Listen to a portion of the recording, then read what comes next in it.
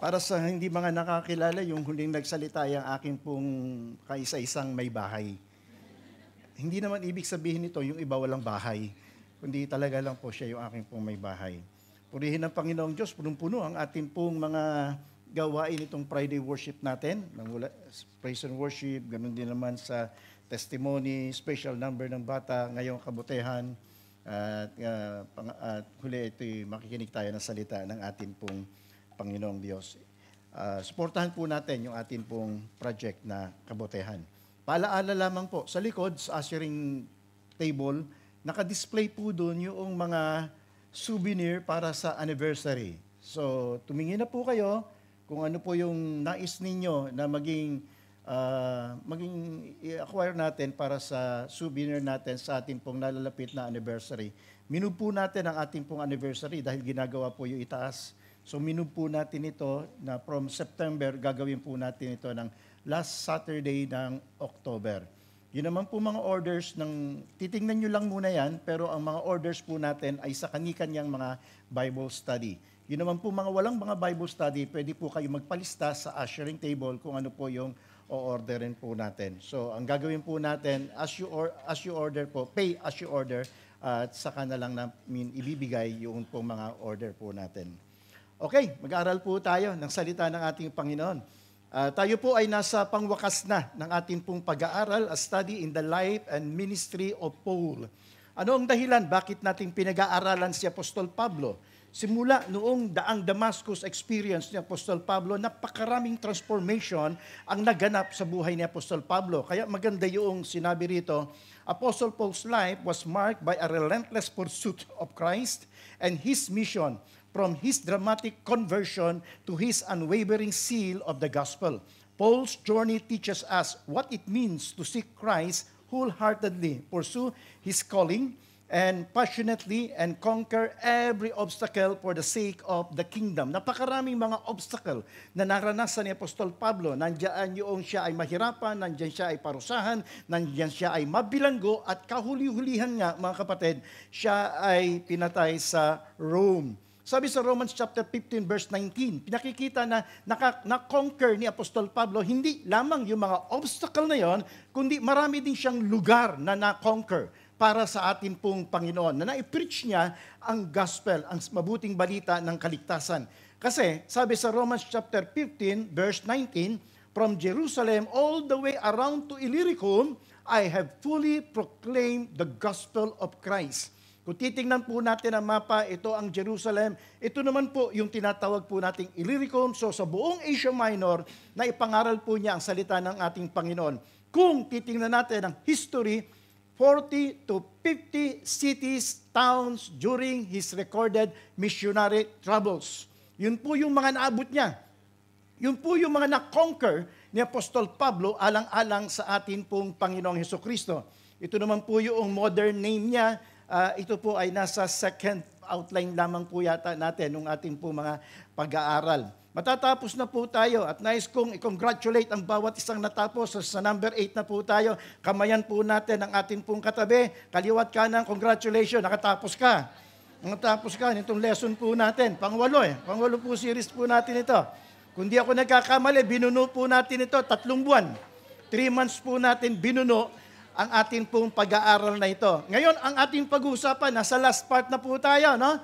Kumbaga sa graduation day natin ito, at ito po yung last part ng ating pong message.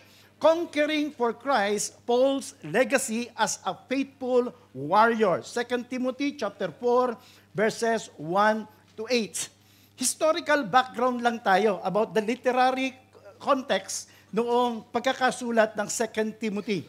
Sa pag pinag-aralan po natin, ang author nito, si Apostol Pablo, given recipient nito, si Timothy, a young pastor in Ephesus and Paul's protege in the ministry. Ang setting po, Paul is writing from a prison in Rome, likely during his final imprisonment, around 64 to 67. Though these are Paul's final recorded words before his martyrdom, a personal, urgent, and heartfelt charge. At ang purpose to encourage Timothy to remain faithful in ministry despite opposition, false teaching, and personal hardship. So, sa madaling salita, may ultimo adios ni Apostol Pablo ito. Huling paalam niya. Naka-experience na po ba kayo na nakakausap na kayo nung taong malapit ng mamatay? Meron ba kayo ma-experience na gano'n? Yung mga, sino dito may taning ang buhay? Wala, buti na lang. Wala, buti na lang. Si Jojo nakasurvive, 6 months. Congratulations ng ating Panginoon Jojo. Yung nag-testimony kanina. Okay, so wala naman dito, no? Sino naman dito ang naka-witness na o nakapagkausap na doong nasa deathbed? Yung malapit na talaga mamatay. Meron po ba? Meron si Jojo. Ako mga kapatid, dahil ako'y pastor, marami po akong, ilang beses na po akong pinatawag na naghihingalo yung kamag-anak, isasalin daw yung anting-anting, na naghahanap, pastor, baka gusto nyo. Hindi, marami na po ako nakausap na ganyan, na naghihingalo at ako po ay patatawag. Kaya tawag sa akin sa Pilipinas, ako ay may gift ng ushering. Alam niyo ba bakit may gift ako ng ushering? Sapagkat, kapag po ako'y pinatatawag ng mga taong naghihingalo, ng mga kamag-anak na naghihingalo, gagarantihan ko po kayo mga kapatid, 1 o 2 araw, patay kagad yun. So meron akong gift of ushering souls into heaven. So inihahatid ko sila sa kanlungan ng ating pong Panginoon. Kaya pag naghihingalo po kayo, magdalaw isip kayo kung ipatatawag niyo si pastor, ha? So ito yung may ultimo adios ni Apostol Pablo. At nag-iiwan ngayon siya ng mga bilin. Siyempre, pipiliin na lang ni Apostol Pablo ang mga pwede niyang ibilin. Hindi siya magsasalaysay ng mahabang kwento kung ano yung gusto niyang ibilin sa kanyang protege. At ito ay si Apostol Pablo. At ang gusto niya, makapag-iwan siya ng isang legacy. Yung makikilala ka ba? Ibig sabihin kasi ng legacy, yung mga bagay na iniwan mo eh. Pagkatapos, bakit? Hindi ka naman habang panahon nandirito eh. So, meron kang iniiwan na legacy, mga pamana, mga aral, yung bang kahit patay ka na, nagsasalita ka pa. Yung bang kahit patay ka na, yung bang tipong naaalala ka pa. Gusto natin ng ganyan. Si Apostol Pablo, mga kapatid, yun ang gusto niya, ang legacy na gusto niya ay warrior. Faithful warrior. Yun ang gusto niya. Na siya ay isang matapat na sundalo ng ating Panginoon. At hindi lang yun, runner din sa ating talata. Sa atin, gusto natin mag-iwan ng mga legacy. Sino dito? Siguro, maaaring meron dito, mga kapatid, na gusto nating makilala. Bang wala ka na? Sa ayaw at sa gusto naman natin, nag-iiwan tayo ng legacy, maganda o hindi. Tandaan natin yan, mga kapatid. Sa ayaw at sa gusto mo, may maiiwan at may maiiwan kang bakas eh. Pag uwi mo rito, maaalala ka at maaalala eh. Uy, Pastor Benji, pogi, yun eh. Yun ang iniiwan mo eh. Alam niyo po ba, totoo ito tatay ko, nasa langit ng kanyang kaluluwa, amen. Ang tawag po sa tatay ko, mga kapatid, ay Ben Kulot.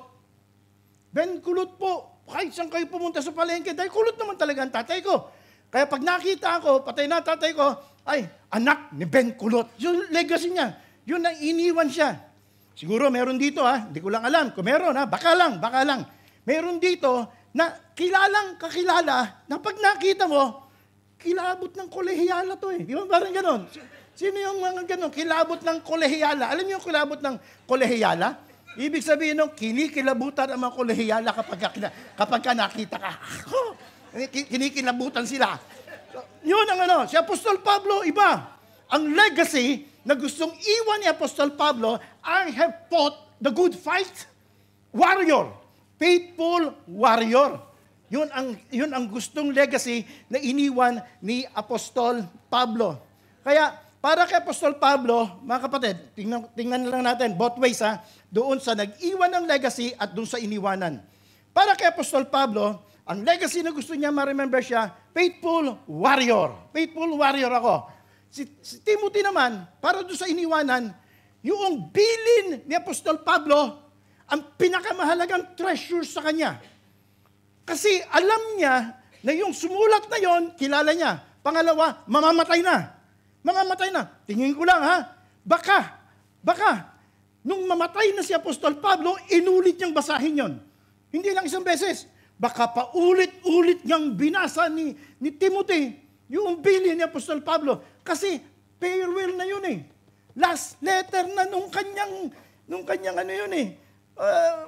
Nung kanyang amo eh. Yun ang last letter. So, paulit-ulit niyang binasa. Kung kaya ang key-team po natin, kung ating pong titingnan, ang ating pong pag-aaral, a true conqueror for Christ remains steadfast in proclaiming the word, endures opposition without compromise, and finishes the race with faithfulness, confident in the eternal crown that awaits. Kaya ang atin pong ginawa kong tagline dito, don't just start well, finish well for Christ. Wag lang tayong magpasimula na maganda. Nung nakilala mo at na-born again ka, masipag ka. Nung makilala mo ang ating Panginoon, panay ang basa mo ng Bible, panay ang simba mo. Kung hindi, matapos ka, well. At hindi lang yon, mga kapatid, and in between, hindi lang yung nagsimula, hindi lang yung nagtapos, at maging sa buong buhay mo, habang ikaw ay binibigyan pa at pinapahiram ng buhay ng ating pong Panginoong Diyos, maglingkod tayo na may katapatan. Yun ang gustong iwan sa atin ng huling mensahe po natin sa araw na ito. Let us finish well. So meron po tayong tatlo na titingnan sa ating pong pag-aaral. Number 1, the church to faithful warrior. Number 2, the challenge. And number 3, the confidence of a victorious finish. Tingnan po muna natin ang number 1. The charge to a faithful warrior. Nakasulat yan sa verse 1 and 2. Sabay-sabay nga po natin basahin ang verse 1 and 2. 1, 2, ready? Read.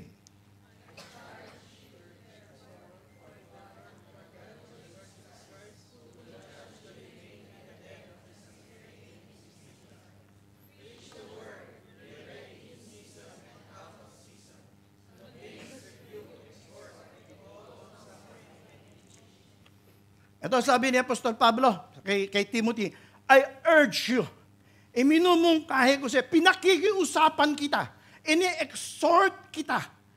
Alam niyo mga kapatid, kung titingnan natin ang meaning nito sa Grego, I admonish you and instruct with regard to some future happening or action. Ito yung nakita ko maganda. Ito yung nakita ko maganda sa meaning na salita ng I urge you. With implication of personal knowledge and experience. Parang ganito yan eh. Timothy, inaano kita, pinakikiusapan kita. Bakit? Sapagkat na-experience ko to. Lahat ng sasabihin ko sa iyo ngayon, hindi kwento lang. Lahat ng ito'y naranasan ko. Lahat ng ito ay na-experience ko. Kaya tingin ko dito, mayroong diin na iniiwan si Apostol Pablo. So I urge you, you therefore, before God and the Lord Jesus Christ, who will judge and live the living and the dead at His appearing on His kingdom. Ibig sabihin nito, mga kapatid, sa unang puntos po natin, yung church ni Apostol Pablo, ano ang dahilan? Sapagkat yung tinanggap mong katungkulan, yung tinanggap mong pwesto, yung tinanggap mong posisyon sa ating Panginoon Diyos, serious yan. Magiging accountable ka kay Lord. Time will come. Magiging accountable tayo sa ating Panginoon kung paano ka nagpasimula, kung paano ka natapos, and in between. Lahat ng yun, ipagbibigay sulit natin sa ating pong Panginoong Diyos. Kaya sabi dito ni Apostol Pablo, maging tapat tayo. Dahil tayong lahat ay haharap sa hukuman ng ating pong Panginoon. Tingnan niyo yung pagkakasabi pa. Pangalawa, pagkakasabi pa ni Apostol Pablo. Sabi po dito, preach the word, be ready in and out. Be ready in season and out of season.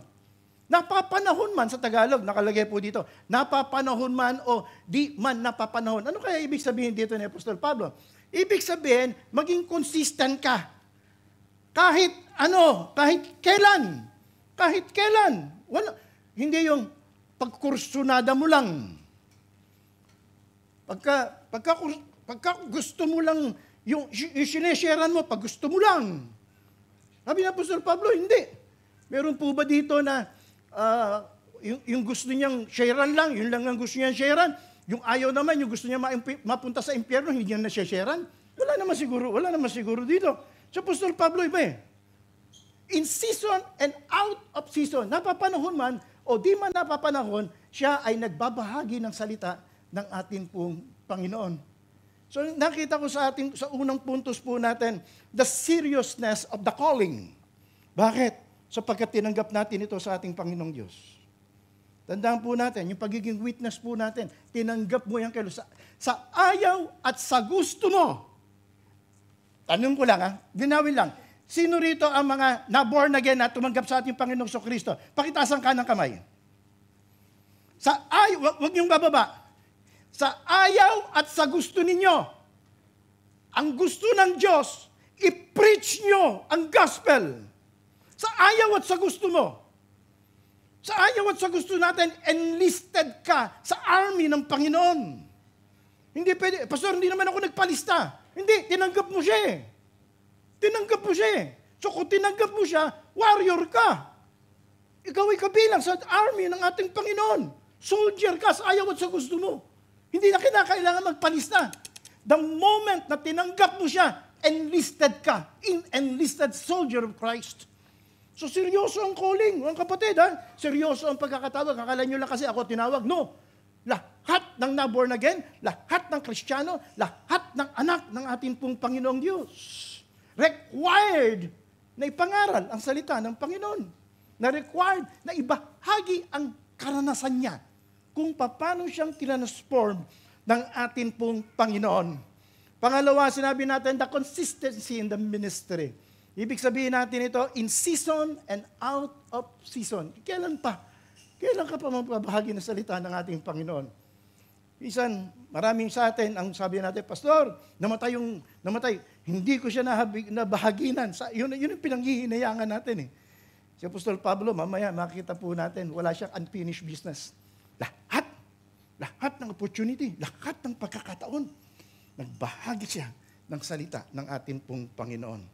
Pangatlo, tingnan natin ang pangatlo. Nakalagay dito, preach the word, be ready in season and out of season, convince, rebuke, exhort, with long suffering and teaching. Convince, rebuke, and exhort. Ibig sabihin nito, mga kapatid, kasi kinakailangan mo encourage. Kinakailangan mo malakas ang loob mo sa pagsasabi ng katotohanan. Kaya nasabi yan, convince, rebuke. Ibig sabihin, ano yan? Wawarningan mo sila. At pagkatapos, exhort mo rin sila. Kailangan kaya nun ng courage. Kailangan malakas ang loob mo eh. Alam niyo ang truth? Ano yan eh? Kailangan ng truth. Pero, mahirap sabihin eh. Tama, di ba? May pagkakataong mahirap sabihin, baka ma-offend yung katabi. Tingnan nyo. Sample lang. Yung katabi mo, mag-comment ka ng truth sa kanya ngayon. Di ba?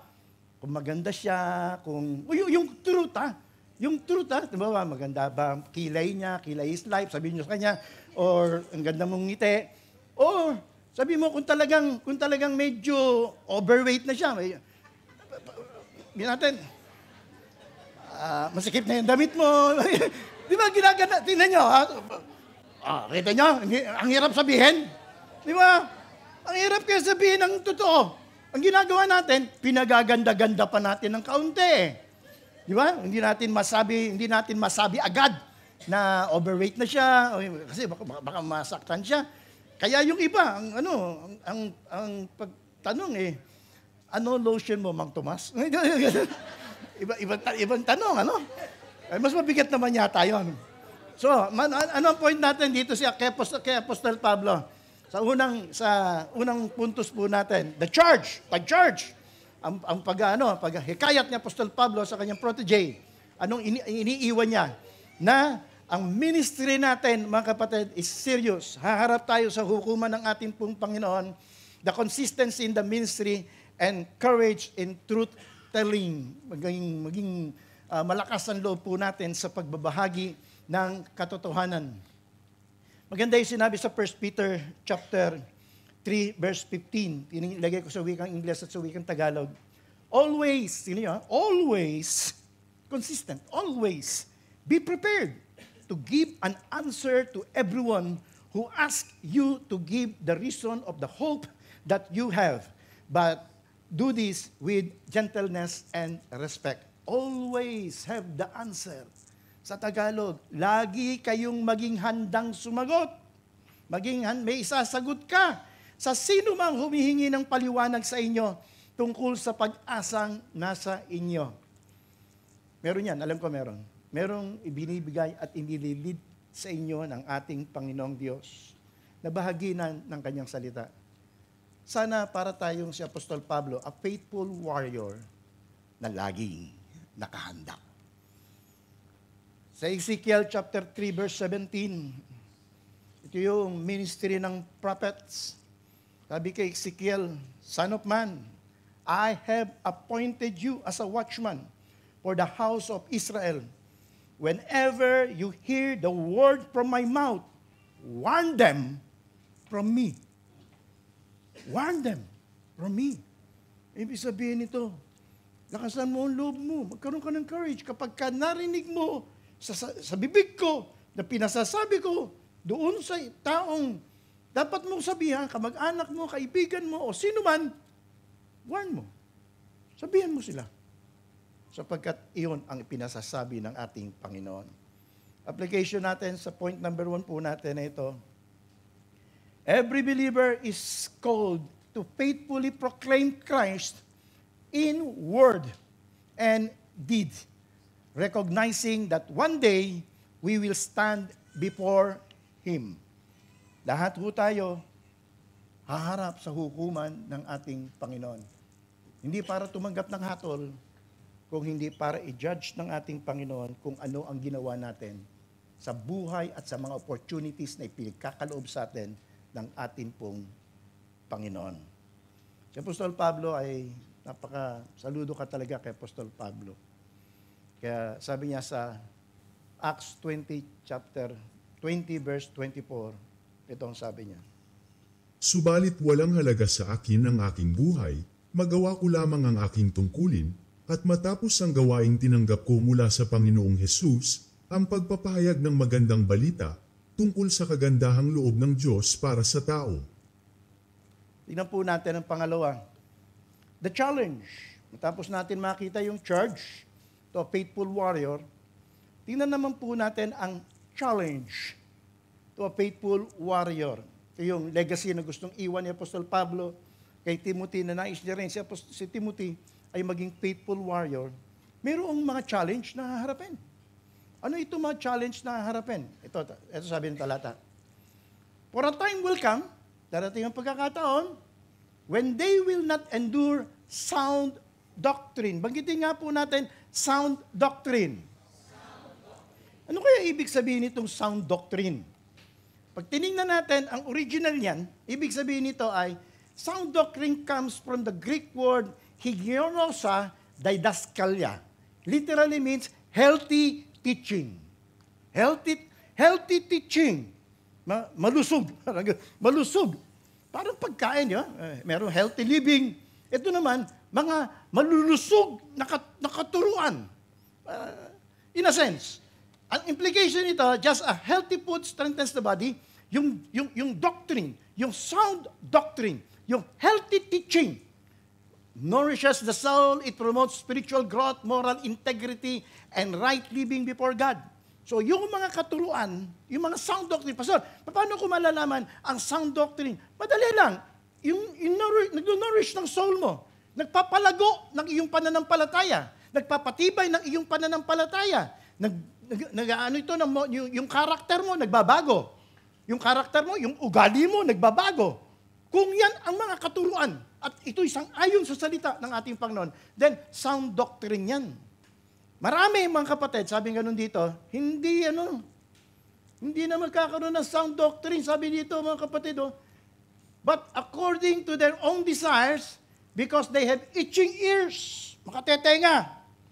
Hindi dahil sa may pumasok na insekto, ibig sabihin din na makatetenga, naghahanap na sila ng mga teacher nang tuturo lang yung papalakpak ang tenga mo. Meron ganun eh. Pero mga pastor na ganun eh. Na ang gustong i-preach ay yung papalakpak ang tenga ng mga member. O ibe-bless ka ni Lord. Just say the word. Yung mga ganun. Na mga teachings. Ayaw nila yung mga kinoconfront sila sa kasalanan. Minsan meron ganyan, Pastor, huwag kayong magtuturo tungkol sa sugal. Nagsusugal pala yung elder. Pastor, huwag kayong magtuturo tungkol sa pag-inom ng alak. Hirap nung ganun. Buti hindi ako nadistino dun. Meron ganun, mga kapatid. Inaawat ang pastor. At sinasabi, Pastor, ito lang ang ituturo mo. What? Buti na lang dito, walang nagdidikta sa akin. Kung ano ituturo. Ang tunay na manggagawa ng ating pong Panginoong Diyos ay nagde-declare niya, masaktan ang masasaktan. Itong sabi ni Word. Itong sabi ng salita ng Diyos.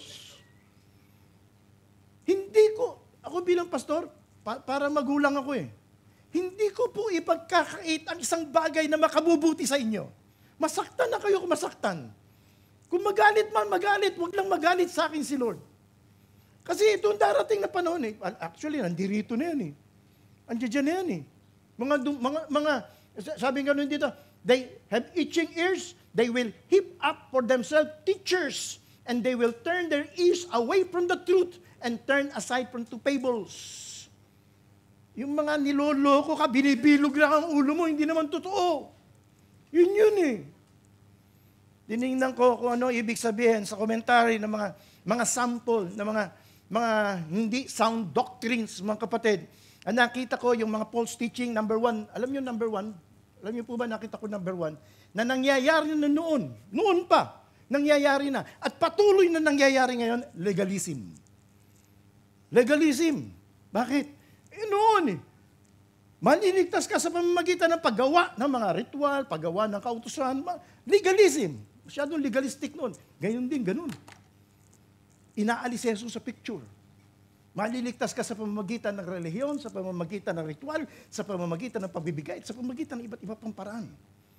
Legalism mo, napakarami pa po mga false teaching. Mga kapatid, bantayan niyo po. Bantayan niyo. Ako, darating ang pagkakataon, alis kayo dito sa FCC. Alam ko, uuwi tayo ng Pilipinas. Palagi ko sinasabi doon sa mga umuwi at nagmamigrate sa ibang bansa, humanap ka ng isang church na nagtuturo ng katotohanan na hindi ililigaw ang kaluluwa mo. Sapagkat marami po ngayon, mga kapatid, gumagamit ng word, gumagamit ng salita ng Panginoong Diyos, pero ang nangyayari, binabaluktot ang katotohanan. Mas maganda makakita ka na ng pastor, masaktan ka man. Alam mo na nagtuturo ng truth. Alam mo na nagtuturo ng katotohanan. Ito po yung nakita ko na challenge sa atin pong faithful warrior ngayon. Makaka-encounter po ng mga false teachers. Pero ang tungkulin po natin, magpatuloy po tayo sa katuruan na nakasalig sa salita ng ating Panginoon. Kaya kahit medyo masakit, hindi lang medyo, masakit ho talaga. Bakit? Gustong ituwid ka. Gustong baguhin ka. Kaya masakit po yan.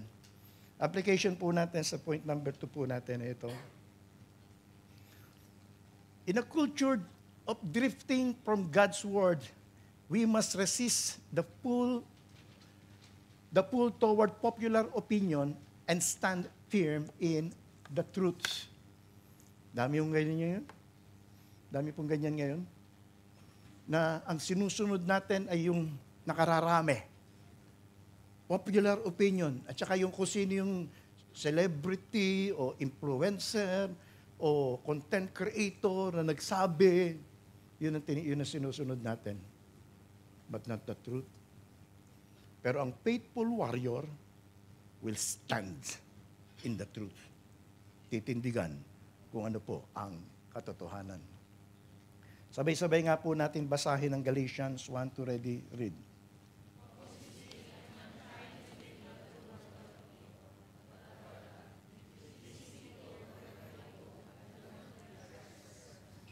Itong legacy na ito ang iniwan ni Apostol Pablo as a faithful warrior tungkol sa salita ng Panginoon. Wala siyang gustong i-please. kundi si Lord lang. Masaktan na masasaktan, yun ang dapat marinig ng mga tao. Kaya yun ang pinapangaral niya. Tingnan po natin ang pangatlo. The confidence of a victorious finish for a faithful warrior. Palagay dito. Maraming figure of speech na ginamit dito. I am already being poured out like a drink offering. Tiningnan ni Apostol Pablo, kasi alam niya na oras niya na Meron pa ditong nakakaramdam pag oras mo na. Wala naman nakakaramdam dito na oras mo na, no? parang mamamatay ka na, parang hindi, wala tayo. Pero si Apostol Pablo, alam niya Alam niya, actually, hindi niya alam kung it's a matter of time. It's a matter of time. Alam niya na yun na yung kanyang ending. Kaya sabi niya, I am already being poured out like a drink offering. Ipinaralal niya na yung kanyang kamatayan ay parang, sa mga worships, mayroong mga tinatawag na ritual noon Yung parang mayroong alak na binubuhos sa baso pagkatapos ino-offer sa deity. Ino-offer sa Diyos. Yun. Ipinaralal ni Apostol Pablo na yung kanyang death ay isang paraan ng pag-worship kay Lord. Ay, hindi niya kinatatakutan ng kamatayan. Sabi niya nga sa Philippians chapter 1 verse 21, for me to live is Christ and to die is gain. Pakinabang. Parang tumubo ka pa sa investment mo. Pakinabang. Lahat ng ginawa ko sa ating Panginoong Kristo pag namatay ko, gain. Ibig sabihin, maraming mga crowns, may mga crowns akong makakamit. Yun ang tingin ni Apostol Pablo sa kanyang kamatayan. Ang kanyang kamatayan is a form of worship. Pag-aalay ng kanyang buhay sa atin pong Panginoon. Kaya sabi dito, my departure is near. Pag-alis lang. Yun ang tingin niya sa death. Hindi ito end. Kung hindi, my departure is near. Ang tinutukoy niya, literally, ay ang kanyang kamatayan. Ito, nag-shift naman ngayon siya from warrior, faithful warrior, ito naman ay runner. Sabi na, I have finished the race, I have kept the faith. Pinahawakan ko. Ito ang gusto po natin mangyari. Mamaya magkakaroon tayo ng pray over sa isa't isa tungkol dito. I have kept the faith. Pinahawakan ko yung aking pananampalataya. Maraming pagsubok, maraming challenge na naranasan siya. Nilatigo, hinampas, ginulpi, lahat ho. Naranasan ni Apostol Pablo, pero hindi yun nagpatinag sa kanya. I have kept the faith. Pinahawakan ko yung aking pananampalataya. Now, sabi nga na, siguro pag nakita si Apostol Pablo dito, sinusulat niya ito, glorious Glorious ang mukha. Now, there is in store for me the crown of righteousness which the Lord, righteous judge, will award to me on that day. And not only to me, but also to all who have longed for His appearing. Andun yung maaliwalas na mukha ni Apostol Pablo sa kabila ng kanyang haharaping kamatayan. Andun ang hope, nandun ang reward. Maganda itong sinulat ko sa application. We should live so that our final testimony, like Paul, no regrets. Confident in the reward awaiting us. Masarap kaya na alis ka sa mundo na wala kang regrets. O yung wala kang regrets, alam niyo yun? Yung wala kang unfinished business. Yung alam mo na payapa ka. Lahat ng pinagawa sa iyo ni Lord, ginawa mo. Yun si Apostol Pablo. Alam niya na ang kanyang paglisan ay isang paraan lang para makita niya ang atin pong Panginoon. Kaya meron siyang confidence of a victorious finish na matatapos niya ito. Bakit? Because of the faith. Dahil sa kanyang pananampalataya. Ang conclusion po natin ay ito. Paul's example reminds us that conquering for Christ is about obeying the charge. Serve with readiness, consistency, and courage. Overcoming the challenge. Stand firm when the truth is unpopular and awaiting the crown. Gantay tayo. Alam natin that time will come, i-reward tayo ng ating Panginoon. Endure faithfully until the end. If today, ito tanong if today were your last day, so morbid nun. Tanong lang, can you confidently say, masasabi nyo kaya sa sarili nyo, I have fought the good fight, I have finished the race, I have kept the faith. Living out today's message, the crown I long for is not of gold, but the smile of my Savior, saying, well done, good and faithful servant. Tayo po tayong lahat, mga kapatid. Ang ending natin na ito, don't just start well, finish well. Yung mga katabi mo, kung meron kang katabi, dalawahan lang. Sabi mo sa kanya, I want you to finish well for Christ. How can I pray for you?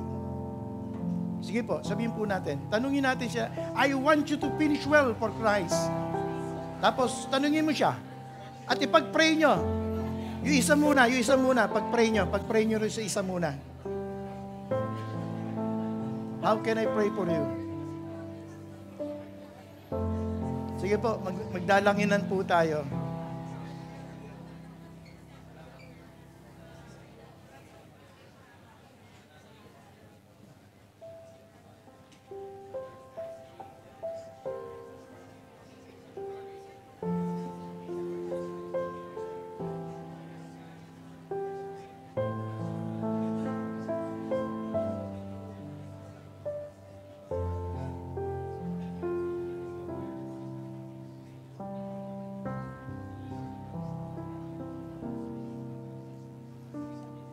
Tayo po ay manalangin. Maraming salamat po, Panginoon, sa buhay ni Apostol Pablo. Salamat, dakilang Ama, sapagkat nakita po namin kung paanong siya ay nagsimula. Na nandun, Panginoon, ang commitment, nandun, Panginoon, ang nais niya na ikaw ay paglingkuran. Maraming mga challenge na dumating sa kanyang buhay. Subalit na pagtagumpayan niya dahil sa grasya mo. At nung siya ay mamamatay na, nasabi niya sa kanyang sarili, I have fought a good fight. I have kept the faith. Nawa, Panginoon, ito nawa rin ang masabi po namin sa aming pong buhay. Kapag kami ay kukunin mo na, Panginoon, we have fought a good fight. We have kept the faith. Sasalubungin mo kami. Ang sarap lang pong marinig. Well done, good and faithful servant. Salamat po, Panginoon, sa pangalan ni Jesus. Amen. God bless us all, mga kapatid.